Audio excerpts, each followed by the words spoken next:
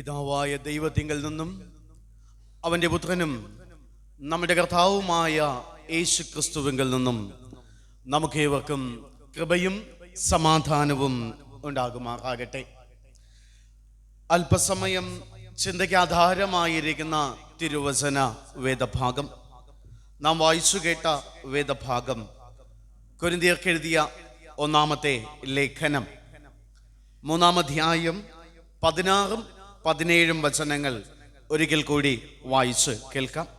കൊരിന്ത്യർക്ക് എഴുതിയ ഒന്നാം ലേഖനം 3-ാം അധ്യായം 16-17 വചനങ്ങൾ. അവിടെ പ്രകാരം നാം വായിക്കുന്നു: നിങ്ങൾ ദൈവത്തിൻ്റെ മന്ദിരമെന്നും ദൈവത്തിൻ്റെ ആത്മാവ് നിങ്ങളിൽ വസിക്കുന്നു എന്നും അറിയുന്നില്ലയോ? ദൈവത്തിൻ്റെ മന്ദിരം നശിപ്പിക്കുന്നവനെ ദൈവം നശിപ്പിക്കും. ദൈവത്തിൻ്റെ മന്ദിരം വിശുദ്ധമല്ലോ, നിങ്ങളും അങ്ങനെ തന്നെ. ദൈവത്തിൻ്റെ മന്ദിരം വിശുദ്ധമല്ലോ, നിങ്ങളും അങ്ങനെ തന്നെ. നമ്മുടെ തലകളെ ദൈവസന്നിധിയിൽ താഴ്ത്താം. ദൈവത്തോടായി ഒരു നിമിഷം പ്രാർത്ഥിക്കാം. ദേശമെല്ലാം ഉണർന്നിടുവാൻ യേശുവിനെ ഉയർത്തിടുവാൻ, ദേശമെല്ലാം ഉണർന്നിടുവാൻ യേശുവിനെ ഉയർത്തിടുവാൻ, ആശിഷമാരി അയക്കേണമേ ഈ ശിഷ്യരാ നിന്ദാസരിന്മേൽ, ആശിഷമാരി അയക്കേണമേ ഈ ശിഷ്യരാ നിന്ദാസരിന്മേൽ,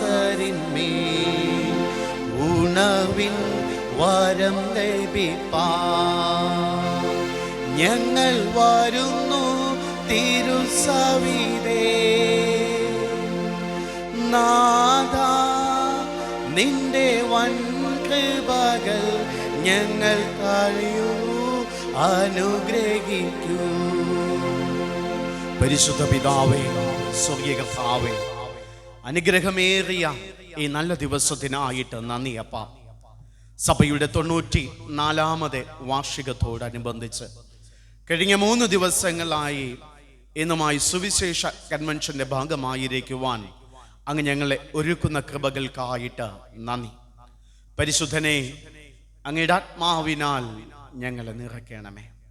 വചനത്തിൻ്റെ അർത്ഥതലങ്ങൾ ഗ്രഹിക്കുവാൻ, ആഴിയാഴങ്ങളെ മനസ്സിലാക്കുവാൻ, ദൈവഹിതത്തെക്കുറിച്ച് ആരാഞ്ഞറിയുവാൻ അങ്ങയുടെ വചനത്തിലൂടെ ഞങ്ങളോട് സംസാരിച്ചാലും തമ്പുരാനെ, വചനത്തിൻ്റെ ആഴങ്ങളിലേക്ക് ഞങ്ങൾ കടന്നു ചൊല്ലുമ്പോൾ ആ വചനത്തിൻ്റെ അർത്ഥതലങ്ങൾ ഞങ്ങളുടെ ഹൃദയങ്ങളിൽ ഞങ്ങൾ സ്വീകരിക്കുവാൻ അങ്ങ് ഞങ്ങളെ ശക്തീകരിക്കണമേ. അങ്ങയുടെ സന്നിധിയിൽ പ്രാർത്ഥനയോടുകൂടെ ആയിരിക്കുന്ന ഓരോ മക്കളെയും അങ്ങ് ബലപ്പെടുത്തും. അങ്ങയുടെ ആത്മാവിനാൽ തന്നെ നിറച്ചുകൊള്ളും. ബലഹീനനായ അടിയനെയും അങ്ങ് ശക്തീകരിക്കണമേ. അടിയന്റെ ശബ്ദമല്ല, അങ്ങയുടെ ശബ്ദം തന്നെ മുഴങ്ങി കേൾക്കുവാൻ ഇടയാക്കും. എഴുന്നള്ളി അടിയന്റെ മുൻപാകെ നിൽക്കണമേ. അങ്ങയുടെ ക്രൂശിന്റെ മറവിങ്കൽ അടിയനെ മറച്ചുകൊള്ളണമേ. ആദ്യാന്തം കൂടെയിരിക്കും. യേശു ക്രിസ്തുവിന്റെ ധന്യമുള്ള നാമത്തിങ്കൽ തന്നെ, ആമേൻ. ക്രിസ്തയേശുവിനാൽ അനുഗ്രഹിക്കപ്പെട്ട സഹവിശ്വാസികളെ, വീണ്ടും ഒരവസരത്തിലൂടെ നിങ്ങളുടെ മധ്യായിരിക്കുവാൻ സർവശക്തനായ ദൈവം കൃപയൊരുക്കുകയാൽ ആ വല്യവനായ ദൈവത്തിന് നന്ദിയും സ്തുതിയും സ്തോത്രവും കരയേറ്റുന്നു. ഇന്ന് സഭയുടെ 94ാം വാർഷികത്തോടനുബന്ധിച്ച് സുവിശേഷ കൺവെൻഷന്റെ 3-ാം ദിനത്തിൽ തിരുവചനവുമായി നിങ്ങളുടെ മുമ്പിൽ നിൽക്കുമ്പോൾ ദൈവമാണ് നമ്മെ ഒരുക്കിയത് എന്ന് വിശ്വസിക്കുന്നുണ്ട്. എന്നെ ഈ ശുശ്രൂഷയിലേക്ക് ക്ഷണിച്ച സഭാ ശുശ്രൂഷകനും സഭാ കമ്മിറ്റിയോടുമുള്ള സ്നേഹാദരവ് അറിയിക്കുന്നു. തിരുവചന ധ്യാനത്തിനായിട്ട് നമുക്ക് പ്രാർത്ഥനയോടുകൂടെ ഒരുമിച്ച് ആയിരിക്കാം. പൗലോസ് അപ്പോസ്തലൻ കൊരിന്ത്യ സഭയോട് ഒന്നാമത്തെ ലേഖനത്തിലൂടെ പറയുന്ന വാക്കുകളാണ്: നിങ്ങൾ ദൈവത്തിൻ്റെ മന്ദിരമെന്നും ദൈവത്തിൻ്റെ ആത്മാവ് നിങ്ങളിൽ വസിക്കുന്നു എന്നും അറിയുന്നില്ലയോ? ദൈവത്തിൻ്റെ മന്ദിരം നശിപ്പിക്കുന്നവനെ ദൈവം നശിപ്പിക്കും. ദൈവത്തിൻ്റെ മന്ദിരം വിശുദ്ധമല്ലോ, നിങ്ങളും അങ്ങനെ തന്നെ. നമ്മുടെ കർത്താവും രക്ഷിതാവും വീണ്ടെടുപ്പുകാരനുമായ യേശുക്രിസ്തു തൻ്റെ ശുശ്രൂഷ വേളയിൽ ദേവാലയത്തിലേക്ക് ഒത്തിരി തവണ കടന്ന് ചെല്ലുന്നുണ്ട്. അങ്ങനെ ദേവാലയത്തിലേക്ക് യേശുക്രിസ്തുവിൻ്റെ വരവ്, യേശുക്രിസ്തു ദേവാലയത്തിലേക്ക് ചെല്ലുമ്പോൾ ആ ദേവാലയത്തിലായിരിക്കുന്നവരിലും ചില മാറ്റങ്ങൾ കൊണ്ടുവരുന്നുണ്ട്. ആ മാറ്റങ്ങൾ എന്താണ്? യേശു ദേവാലയത്തിൽ ചെന്നതായ ആ അനുഭവങ്ങളിൽ ദേവാലയത്തിൽ എന്ത് സംഭവിച്ചു എന്നുള്ളതാണ് ഇന്ന് അല്പസമയം നാം ഒരുമിച്ച് ധ്യാനിക്കുവാനും ചിന്തിക്കുവാനുമായിട്ട് പോകുന്നത്. എന്തുകൊണ്ട് ഈ അവസരത്തിൽ ഇപ്രകാരമൊരു ചിന്തയിലേക്ക്, ഇപ്രകാരമൊരു പഠനത്തിലേക്ക് നമ്മൾ പോകുന്നു എന്ന് ചോദിക്കുമ്പോൾ, നമ്മൾ സഭയുടെ 94ാമത് വാർഷിക ദിനത്തിൻ്റെ 1-ാം തീയതി ആയിരുന്നല്ലേ വാർഷികം?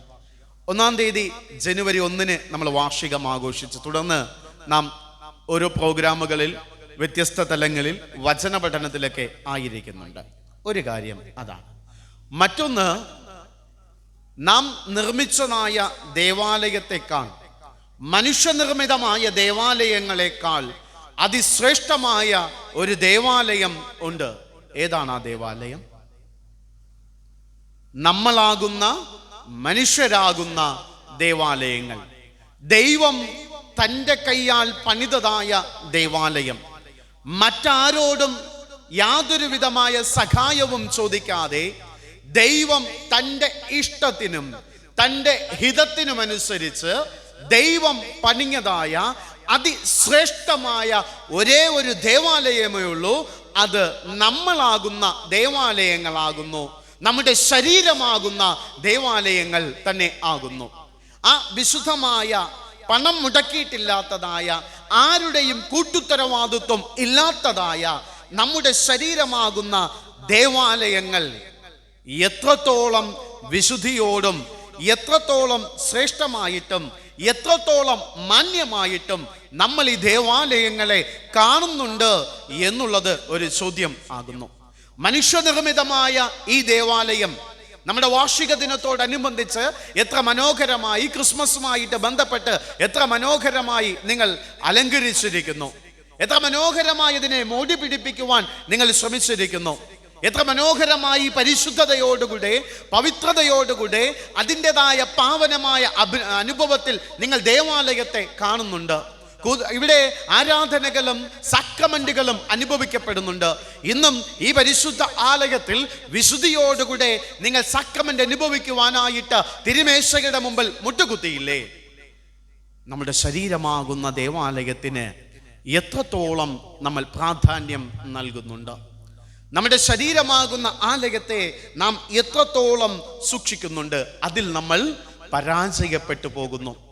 മനുഷ്യനിർമ്മിതമായ ആലയങ്ങളെ നമ്മൾ മോടി പിടിപ്പിക്കുമ്പോഴും, മനുഷ്യനിർമ്മിതമായ ആലയങ്ങളെ പരിപാവനമാക്കുമ്പോഴും, എന്തേ ദൈവനിർമ്മിതമായ ആലയങ്ങളിൽ അത് നഷ്ടമായി പോകുന്നു?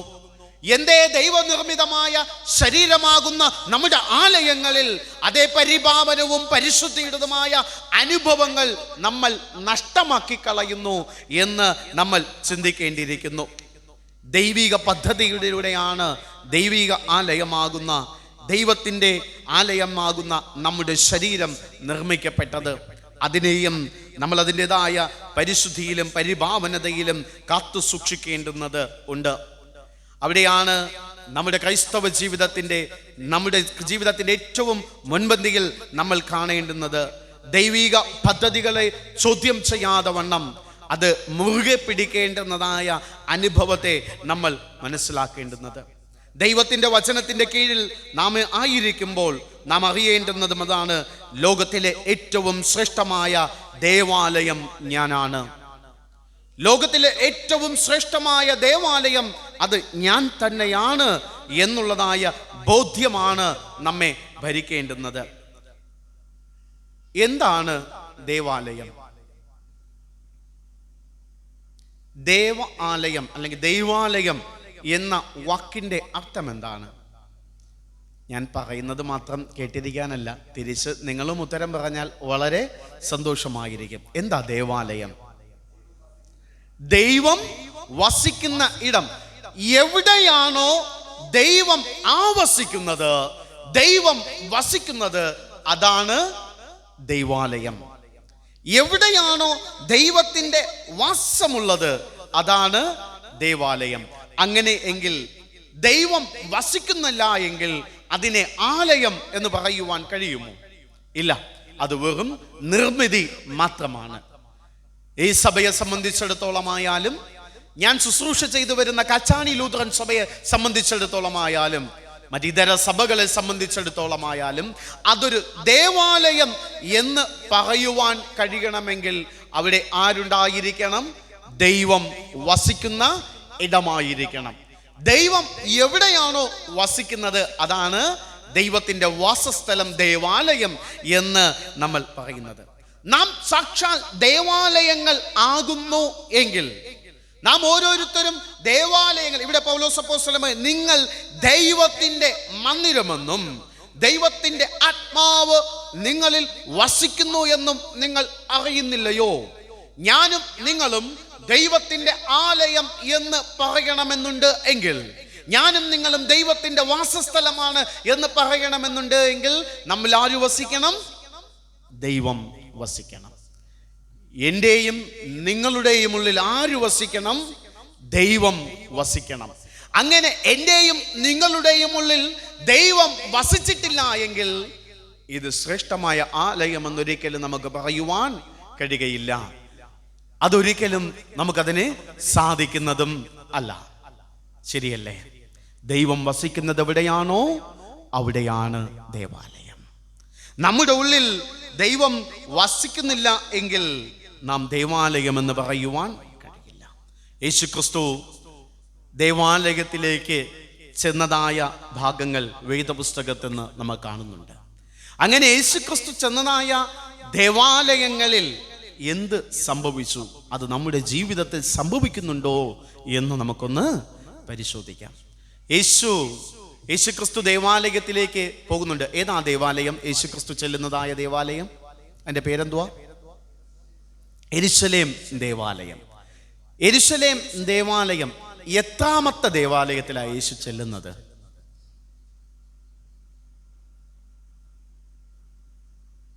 യേശു ദേവാലയത്തിലേക്ക് പോയായിരുന്നല്ലോ, അതഞ്ഞ് പോയില്ലയോ? പോയി. അപ്പോൾ ഓക്കെ, അപ്പോൾ യേശു ദേവാലയത്തിൽ പോയി, അത് നിങ്ങൾ സമ്മതിച്ചു. യെരുശലേം ദേവാലയത്തിലാണ് പോയത്, അതും സമ്മതിച്ചു. എത്രാമത്തെ ദേവാലയമാ യേശു പോകുമ്പോൾ യെരുശലേം ദേവാലയം? കേട്ടില്ല. മൂന്നാമത്തെ ദേവാലയമാണ്. ആദ്യം യെരുശലേം ദേവാലയം പണിത് തുടങ്ങുന്നത് ആരാ പണിതത്? ശലോമോൻ. ദാവീദാ യെരുശലേം ദേവാലയം ആദ്യം പണിയുവാനുള്ള ചട്ടക്കൂടുകളൊക്കെ ഒരുക്കുന്നത് ആരാണ്? ദാവീദാണ്. ദാവീദിനോട് ദൈവം പറയുന്നുണ്ട്, ഒരു ദേവാലയത്തെ കുറിച്ച് പറയും. ദൈവത്തെ ആരാധിക്കുവാൻ ദാവീദ് ഒരു ആലയം നിർമ്മിക്കണമെന്ന് ആഗ്രഹിക്കുന്നു. ദേവാലയം നിർമ്മിക്കുവാനായിട്ട് ദാവീദ് അതിൻ്റെ പുറപ്പാടുകളൊക്കെ ചെയ്യുന്നു. ഇന്നാണെങ്കിൽ നമ്മൾ പറയുന്നത് പോലെ പ്ലാനും എസ്റ്റിമേറ്റും ഒക്കെ ദാവീദ് അങ്ങോട്ട് തയ്യാറാക്കി. എല്ലാ പ്ലാനും എസ്റ്റിമേറ്റും ഒക്കെ തയ്യാറാക്കി അങ്ങനെ ഇരുന്നപ്പോഴാണ് ദൈവം ദാവീദിനോട് പറഞ്ഞത്, അല്ലയോ ദാവീദേ, നീ എനിക്കായി ആലയം പണിയരുത്. നീ എനിക്കായി ആലയം പണിയരുത്. അല്ലയോ ദൈവമേ, ഞാൻ നിന്റെ ദാസനല്ലേ, ഞാൻ എന്തുകൊണ്ട് ആലയം പണിതൂടാ? നിന്റെ കയ്യിൽ രക്തക്കറ പുറന്നിട്ടുണ്ട്, നിന്റെ കയ്യിൽ രക്തക്കറയുണ്ട്, അതുകൊണ്ട് നീ എനിക്ക് ആലയം പണിയരുത്. ദാവീദ് ഒരക്ഷരം മിണ്ടിയില്ല. ദൈവം പറഞ്ഞത് ദാവീദ് അനുസരിച്ചു. എന്തുകൊണ്ടാ? ദാവീദ് ഫെലിസ്ത്യരെ തൻ്റെ കരങ്ങൾ കൊണ്ട് കൊന്നൊടുക്കുമ്പോഴും ദൈവം പറഞ്ഞില്ല, നിന്റെ കയ്യിൽ രക്തക്കറ പുരണ്ടിട്ടുണ്ട്, നീ എനിക്ക് ആലയം പണിയരുത് എന്ന്. അപ്പോഴല്ല ദൈവം പറഞ്ഞത്. പിന്നെ എപ്പോഴാ ദൈവം പറഞ്ഞത് നീ എനിക്ക് ആലയം പണിയരുത് എന്ന്?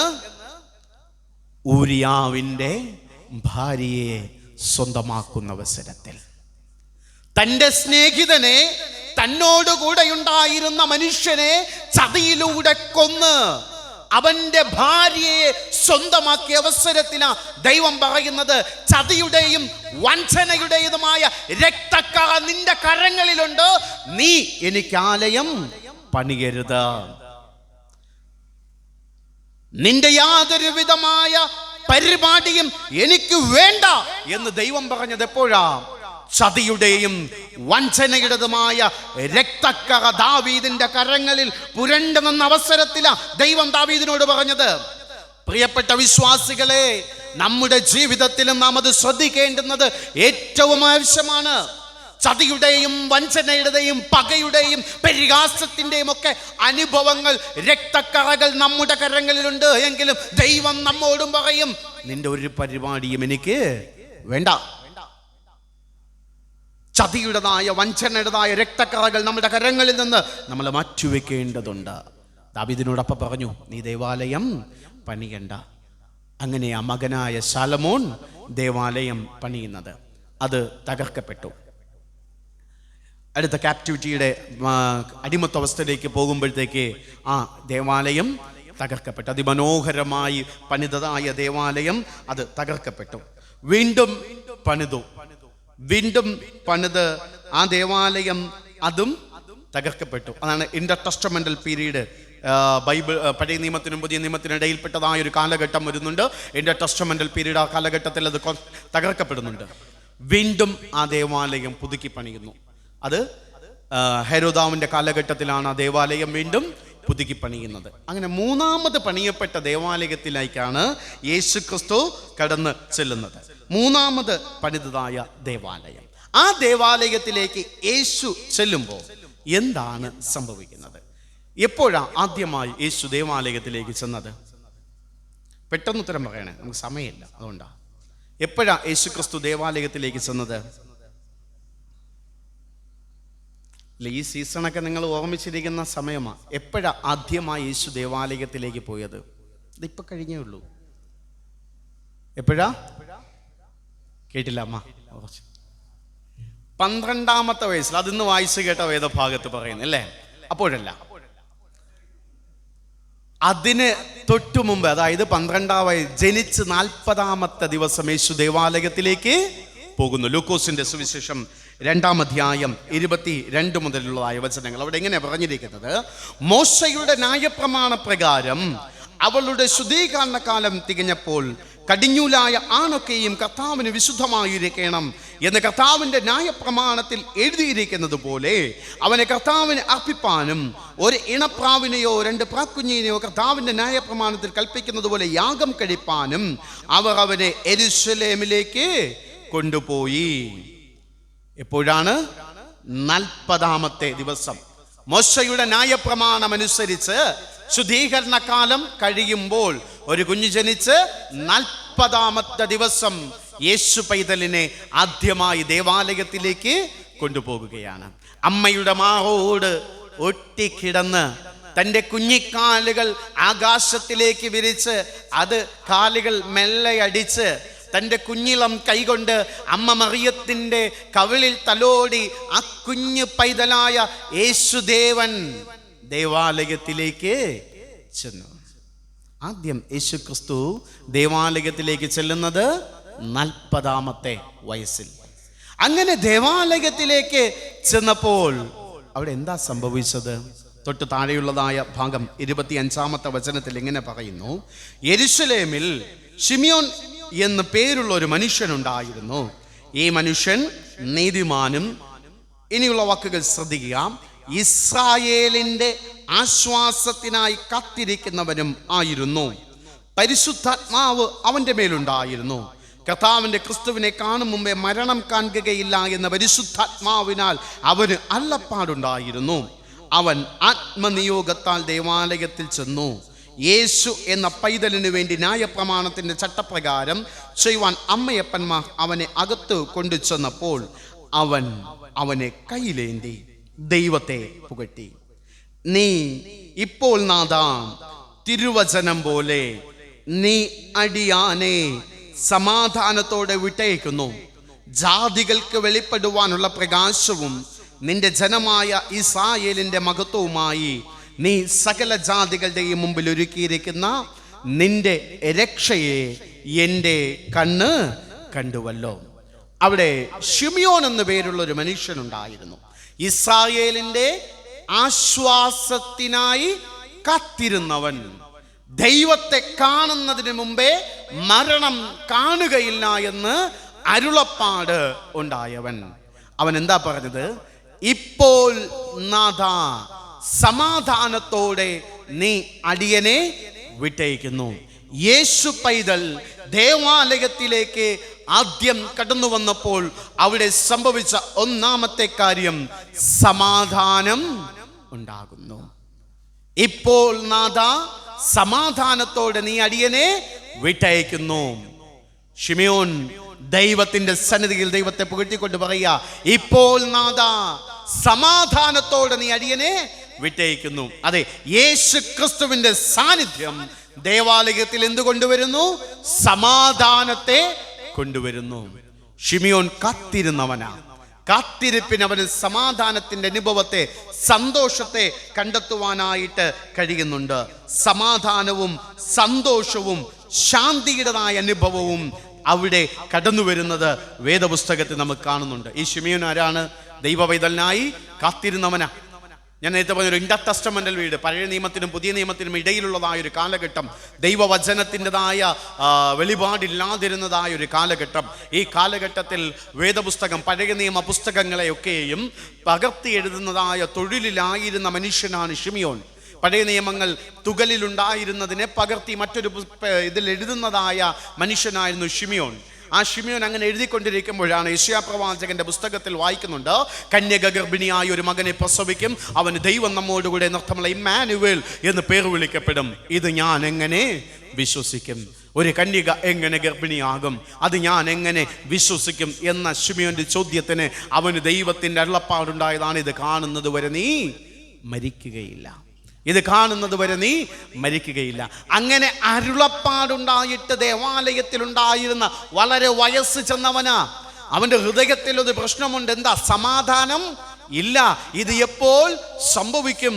ആകുലതയാണ്. ഇതെപ്പോൾ സംഭവിക്കും? വളരെ വയസ്സ് ചെന്ന് ദേവാലയത്തിലായിരിക്കുന്ന ആ മനുഷ്യന്റെ ജീവിതത്തിൽ ക്രിസ്തു കടന്നു വരുമ്പോൾ, ആ ആലയത്തിലേക്ക് കുഞ്ഞു പൈതലായ യേശു ക്രിസ്തു കടന്നു വരുമ്പോൾ അവിടെ എന്തുണ്ടാകുന്നു? സമാധാനമുണ്ടാകുന്നു. അവൻ പറയുന്നുണ്ട്, എനിക്ക് ആശ്വാസമുണ്ട്, എനിക്ക് ആശ്വാസമുണ്ട്. ഇപ്പോൾ നാഥാ, തിരുവചനം പോലെ നീ അടിയനെ സമാധാനത്തോടെ വിട്ടയക്കുന്നു. ഞാൻ സമാധാനത്തെ കാണുന്നു, കാരണം ക്രിസ്തുവിന്റെ സാന്നിധ്യത്തെ ഞാൻ മനസ്സിലാക്കുന്നുണ്ട്. തൊട്ടു താഴെ ഒരു സ്ത്രീയെ കുറിച്ച് പറയുന്നുണ്ട്, ഹന്ന. വളരെ വയസ്സു ചെന്നവളും വിധവയുമായ ഹന്ന എന്നൊരു സ്ത്രീയെ കുറിച്ച് കാണുന്നുണ്ട്. അവളുടെ ജീവിതത്തിലും ഇത് തന്നെയാണ് അനുഭവിക്കുന്നത്. ക്രിസ്തു പൈതലിന്റെ സാന്നിധ്യം അവളുടെ ഹൃദയത്തിലും എന്ത് നൽകുന്നു? സമാധാനത്തെ നൽകുന്നു. അവളും പറയുന്നുണ്ട്, എനിക്ക് ആശ്വാസം ഉണ്ട്, ഇസ്രായേലിന്റെ രക്ഷയെ ഞാൻ കണ്ടുവല്ലോ.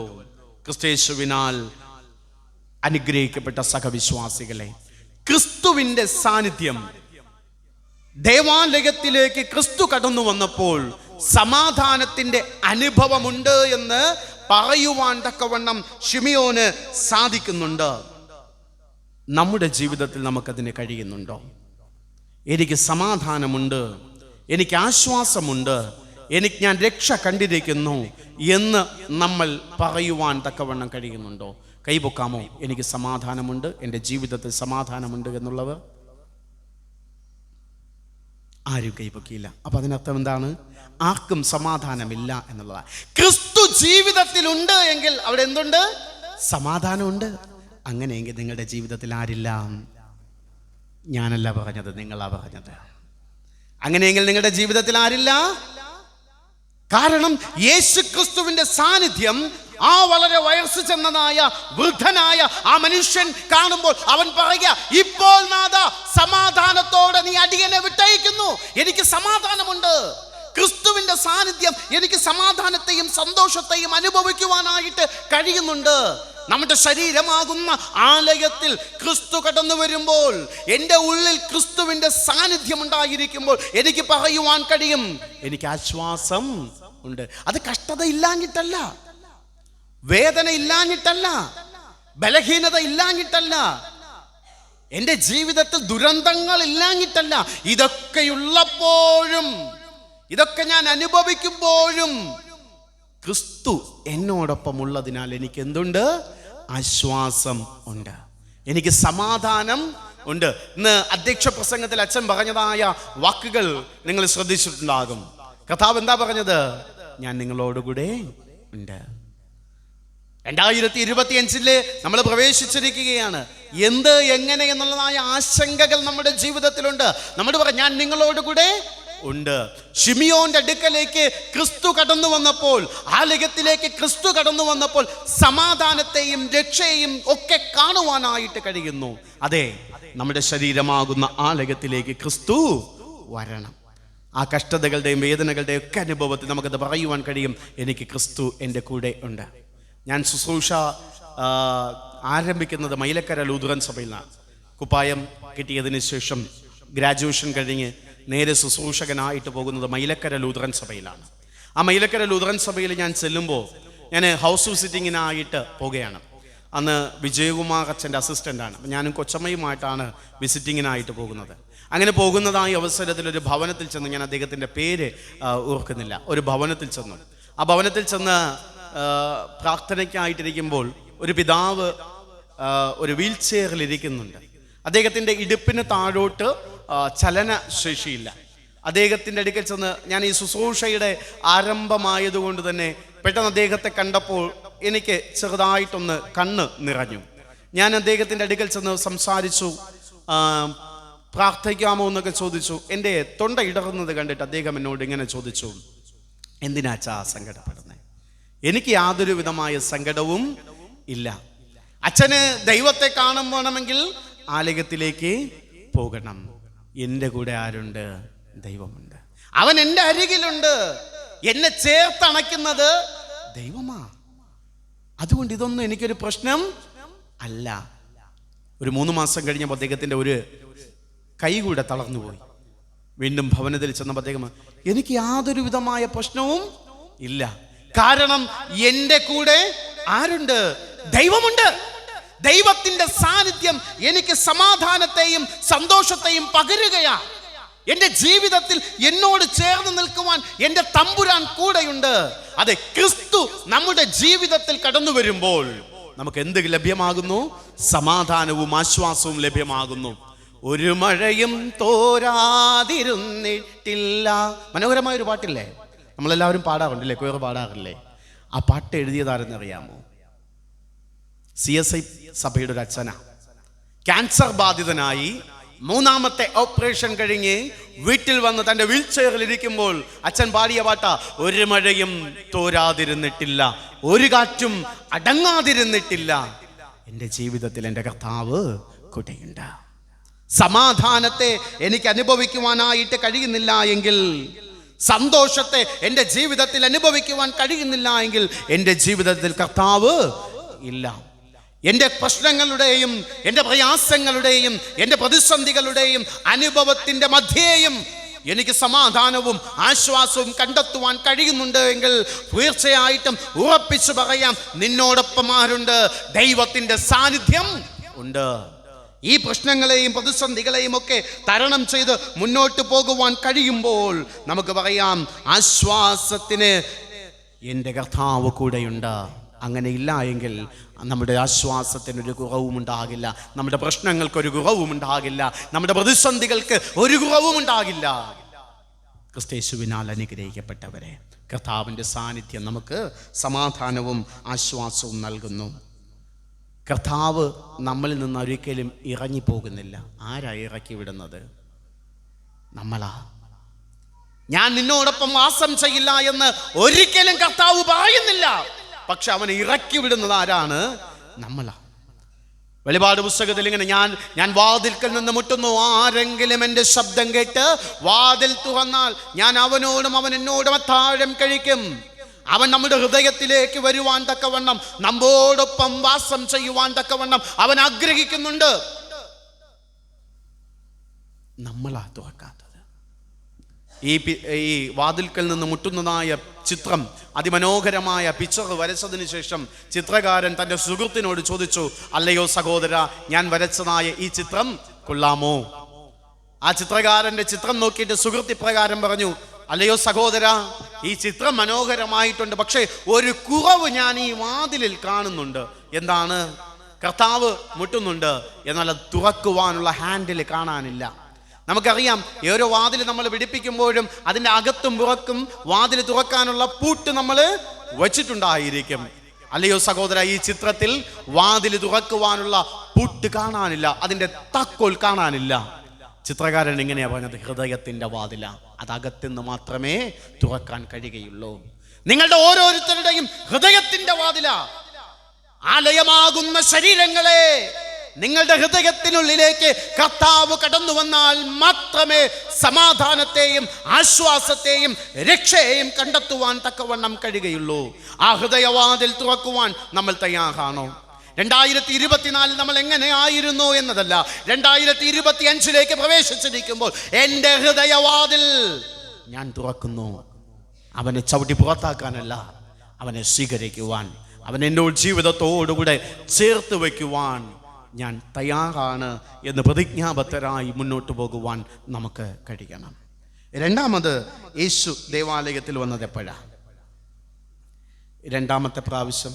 ഒന്നാമത് 40ാമത്തെ ദിവസം വന്നു, രണ്ടാമത് 12ാമത്തെ വയസ്സിൽ. അതാണ് നമ്മൾ ഇന്ന് രാവിലെ വായിച്ചു കേട്ടതായ വേദഭാഗം അല്ലെ, ലൂക്കോസിന്റെ സുവിശേഷം 2-ാം അധ്യായം 41 മുതൽ 12ാമത്തെ വയസ്സിൽ. ആ സംഭവം നമുക്കറിയാം, ഇന്ന് നമ്മൾ രാവിലെ കേട്ടതാണ്. അവൻ ദേവാലയത്തിലേക്ക് വരുന്നുണ്ട്. മടങ്ങി പോകുമ്പോൾ അപ്പം വിചാരിക്കും അമ്മയോടൊപ്പം ഉണ്ടാകും, അമ്മ വിചാരിക്കും അപ്പൻ്റെയോടൊപ്പം ഉണ്ടാകും. അതിന് കാരണമുണ്ട്. യഹൂദന്മാരുടെ നിയമം അനുസരിച്ച് ഒരു കൂട്ടമായിട്ട് പോകുമ്പോൾ സ്ത്രീയും പുരുഷനും ഒരുമിച്ച് നടക്കുവാനായിട്ട് പാടില്ല.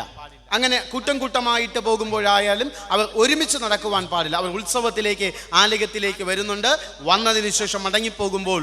അതുകൊണ്ട് തന്നെ അപ്പൻ ഒരു കൂട്ടമായിട്ട് പോകുമ്പോൾ അപ്പൻ വിചാരിക്കുന്നുണ്ട് അമ്മയോടൊപ്പം ഉണ്ടാകും, അമ്മ വിചാരിക്കുന്നുണ്ട് അപ്പൻ്റെയോടൊപ്പം ഉണ്ടാകും. കുറേ പേരൊക്കെ പിരിഞ്ഞുപോയി. ഇവർക്ക് വീട്ടിലേക്ക് തിരിയുവാനുള്ള വഴി എത്തിയപ്പോഴാ യോസഫ് മറിയോട് ചോദിച്ചു, അല്ലയോ എൻ്റെ പൊന്നു മറിയമേ, യേശു എവിടെ? കണ്ടില്ല. ഞാൻ കരുതി മനുഷ്യ നിങ്ങളോടൊപ്പം ഉണ്ടാകുമെന്ന്. യോസഫ് പറഞ്ഞു, ഞാൻ കരുതി നിന്നോടൊപ്പം ഉണ്ടാകുമെന്ന്. നേരെ വിട്ടു. എവിടേക്കാ? ദേവാലയത്തിലേക്ക്. യേശു എവിടെയുണ്ട്? ദേവാലയത്തിലുണ്ട്. അവനങ്ങനെ ദേവാലയത്തിൽ വരുമ്പോൾ ദേവാലയത്തിൽ ശാസ്ത്രിമാരുടെ ഇടയിൽ അവൻ ഇരുന്ന് സംസാരിച്ചു കൊണ്ടിരിക്കുന്നതാണ് കാണുന്നത്. ആരുടെ ഇടയിലിരിക്കുന്നുണ്ട്? ശാസ്ത്രിമാരുടെയും ന്യായാധിപന്മാരുടെയും ഒക്കെ ഇടയിൽ. അവരുടെ ഇടയിലിരുന്ന് 45ാമത്തെ വചനത്തിൽ ഇങ്ങനെ പറയുന്നുണ്ട്, അന്വേഷിച്ച് യെരൂശലേമിലേക്ക് മടങ്ങിപ്പോയി. 3 നാൾ കഴിഞ്ഞ ശേഷം അവൻ ദേവാലയത്തിൽ ഉപദേഷ്ടാക്കന്മാരുടെ നടുവിൽ ഇരിക്കുന്നതും അവരുടെ ഉപദേശം കേൾക്കുന്നതും അവരോട് ചോദിക്കുകയും ചെയ്യുന്നതും കണ്ടു. അവൻ്റെ വാക്ക് കേട്ടവർക്കെല്ലാം അവൻ്റെ വിവേകത്തിലും ഉത്തരങ്ങളിലും വിസ്മയം തോന്നി. യേശുവിനെ രണ്ടാമത് ദേവാലയത്തിൽ കാണുന്ന ഇടത്ത് എന്തുണ്ട്? പരിജ്ഞാനത്തിൻ്റെ അനുഭവം കാണുവാൻ കഴിയുന്നുണ്ട്. നോക്കുക, മനുഷ്യനിന്ന് ലോകത്തിൻ്റെ പിന്നാലെ ഓടുകയാണ്. എന്തിനു വേണ്ടിയിട്ടാ? പരിജ്ഞാനത്തിന് വേണ്ടിയിട്ട്, ജ്ഞാനത്തിന് വേണ്ടിയിട്ട് ഇങ്ങനെ ഓടിക്കൊണ്ടിരിക്കുകയാണ്. ഡിഗ്രികൾ ഒത്തിരി വാരിക്കൂട്ടുകയും ഡിഗ്രികൾ ഒത്തിരി ചേർത്ത് വെക്കുകയും ചെയ്യുന്നതായ അനുഭവത്തിൽ ഇങ്ങനെ പൊയ്ക്കൊണ്ടിരിക്കുകയാണ്. യേശു ഉണ്ടായിരുന്ന ഇടത്ത്, പരസ്പരം സംസാരിക്കുന്ന ഇടത്ത് ജ്ഞാനത്തിൻ്റെതായ ഉപദേശം, ജ്ഞാനത്തിൻ്റെതായ അനുഭവത്തെ യേശുവിൻ്റെ സാന്നിധ്യത്തിൽ അവിടെ കാണുവാൻ തക്കവണ്ണം കഴിയുന്നുണ്ട്. നമ്മുടെ ജീവിതത്തിൽ ജ്ഞാനാത്മകമായ അനുഭവങ്ങൾ ഉണ്ടോ എന്നുള്ളത് നമ്മൾ പരിശോധിക്കേണ്ടുന്നത് ആവശ്യം തന്നെയാകുന്നു. ജ്ഞാനത്തിൻ്റെ, അറിവിൻ്റെ പിന്നാലെ നമ്മൾ ഓടിക്കൊണ്ടിരിക്കുമ്പോഴും ഇതുവരെയും അറിയേണ്ടതിനെ ശരിയായ രീതിയിൽ അറിഞ്ഞിട്ടില്ല എന്നുള്ളതാണ് വാസ്തവം. അറിയേണ്ടതിനെ, ഗ്രഹിക്കേണ്ടതിനെ ശരിയായ രീതിയിൽ നമ്മൾ ഇന്നേ വരെ മനസ്സിലാക്കിയിട്ടില്ല എന്നുള്ളതാണ് സത്യം. ദൈവത്തെ അറിഞ്ഞവരും ദൈവത്തെ കുറിച്ചറിഞ്ഞവരും തമ്മിൽ വ്യത്യാസം ഉണ്ട്. ദൈവത്തെ അറിഞ്ഞവരും ദൈവത്തെ കുറിച്ച് അറിഞ്ഞവരും. എന്താ വ്യത്യാസം? രണ്ടും ഒന്നല്ലേപ്പാ? ദൈവത്തെ അറിഞ്ഞവരും ദൈവത്തെ കുറിച്ച് അറിഞ്ഞവരും അല്ല. വ്യത്യാസമുണ്ട്. ദൈവത്തെ കുറിച്ച് അറിഞ്ഞവർ യാചകരാണ്, ദൈവത്തെ അറിഞ്ഞവർ ആരാധകരുമാണ്. മനസ്സിലായി കാണും. ദൈവത്തെ കുറിച്ചറിഞ്ഞവർ ആരാണ്? യാചകരാണ്, ഭിക്ഷക്കാരാണ്. ദൈവത്തെ അറിഞ്ഞവർ ആരാധകരാണ്. ദൈവത്തെ കുറിച്ചറിഞ്ഞവർ ദൈവത്തിൻ്റെ സന്നിധിയിൽ ഒന്നല്ലയോ ദൈവം എനിക്ക് അത് തരണം, എൻ്റെ മക്കൾക്ക് അത് തരണം, എൻ്റെ കുടുംബത്തിന് തരണം, എനിക്ക് അവനെക്കാട്ടിലും വലിയ ബാങ്ക് ബാലൻസ് ചെയ്യണമേ, നാളത്തെ ലോട്ടറി എനിക്ക് തന്നെ അടിക്കണമേ, യാചിച്ചുകൊണ്ടേയിരിക്കുകയാണ്. എന്നാൽ ദൈവത്തെ അറിഞ്ഞവരോ, ദൈവമേ എന്നെ നടത്തിയ വിധങ്ങൾക്കായിട്ട് നന്ദി, ദൈവമേ എന്നെ നടത്തിയ വിധങ്ങൾക്കായിട്ട് നന്ദി. ദൈവത്തെ അവർക്ക് അറിയാം, കാരണം നാളെയും ദൈവം എന്നെ നടത്തും, നാളെയും ആ ദൈവം എന്നെ നടത്തും. ദൈവത്തെ കുറിച്ചറിഞ്ഞവരാണ്, ആവലാതിയാണ് ആ ദൈവത്തെക്കുറിച്ച്. ആ ദൈവം ഇങ്ങനെ നടത്തും, എനിക്ക് അത് തരണമേ, എനിക്കിത് തരണമേ എന്നുള്ളതായ അവരുടെ യാചനയാണ് മുഴങ്ങി നിൽക്കുന്നത്. ദൈവത്തെ അറിഞ്ഞവരും ദൈവത്തെ കുറിച്ച് അറിഞ്ഞവരുമാണ് നമ്മൾ ഇതിൽ ഏത് ഭാഗത്ത് നിൽക്കുന്നു എന്നുള്ളത് നമ്മൾ പരിശോധിക്കേണ്ടുന്നത് ആവശ്യമാണ്. ഞാൻ ദൈവത്തെ കുറിച്ചറിഞ്ഞവനാണോ, ദൈവത്തെ അറിഞ്ഞവനാണോ, പരിജ്ഞാനത്താൽ നിറയപ്പെട്ടവനാണോ, അറിവിനാൽ നിറയപ്പെട്ടവരാണോ? അതാണ് ചോദ്യം. ഇന്ന് രാവിലെ ശാലോമോന്റെ ജ്ഞാനത്തെക്കുറിച്ചാണ് നമ്മൾ ചിന്തിച്ചത്. അതായിരുന്നല്ലോ വേദഭാഗം. ശാലോമോന്റെ ജ്ഞാനത്തെക്കുറിച്ചാണ് നമ്മൾ ചിന്തിച്ചത്. ഒരു ചോദ്യം, അറിവാണോ ജ്ഞാനമാണോ നിങ്ങളിൽ ഉള്ളത്? അറിവാണോ ജ്ഞാനമാണോ നിങ്ങളിലുള്ളത്? ഉത്തരമില്ല. 10 കൽപ്പനകൾ അറിയാവുന്ന എത്ര പേരുണ്ട്? ഒന്ന് ചിരിച്ചാലും മതി, കൈവക്കാൻ മടിയാണെങ്കിൽ. എല്ലാവരും ചിരിച്ചുന്നുണ്ട്, സന്തോഷം. അപ്പോൾ എല്ലാവർക്കും 10 കൽപ്പനയെക്കുറിച്ച് അറിയാം. അതിന് നമ്മൾ എന്ത് പറയുന്നു? അത് നിന്റെ അറിവ്. ഈ 10 കൽപ്പനകളും ജീവിതത്തിൽ പാലിക്കുന്ന എത്ര പേരുണ്ട്? ഒന്ന് ചിരിച്ചാലും മതി, ആരും ചിരിക്കുന്നില്ല. അതാണ് ജ്ഞാനം. 10 കൽപ്പനകളെ കുറിച്ച് എനിക്ക് ബോധ്യമുണ്ട്, എനിക്ക് അറിയാം. അതെന്താണ്? എൻ്റെ അറിവ്. ആ 10 കൽപ്പനകളും ഞാൻ എൻ്റെ ജീവിതത്തിൽ പാലിക്കുന്നുണ്ട് എങ്കിൽ അതെൻ്റെ പരിജ്ഞാനം ആണ്. ദൈവ സാന്നിധ്യം നമ്മെ പരിജ്ഞാനത്തിലേക്ക് വഴി നടത്തും. ക്രിസ്തുവിന്റെ സാന്നിധ്യം രണ്ടാമത് നമ്മൾ ദേവാലയത്തിൽ കാണുന്നത് പരിജ്ഞാനത്തിന്റെ ഇടമായിട്ട് മാറുന്നുണ്ട്.